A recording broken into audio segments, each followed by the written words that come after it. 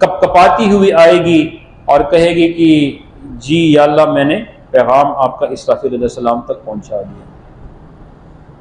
अल्लाह इसराफील को तलब फरमाएंगे, इसराफील, लोह ने पैगाम तुम तक पहुंचाया? तो इसराफील डरते डरते कहेंगे या अल्लाह, बिल्कुल पहुंचाया। तो लोह कहेगी या अल्लाह, शुक्र है, इसराफील की गवाही ने मुझे अल्लाह के गज़ब से बचा दिया। वो थोड़ी रिलैक्स हो जाएगी। फिर अल्लाह इसराफील से पूछेंगे, तुम बताओ, तुमने मेरा पैगाम जिब्राइल तक पहुंचाया?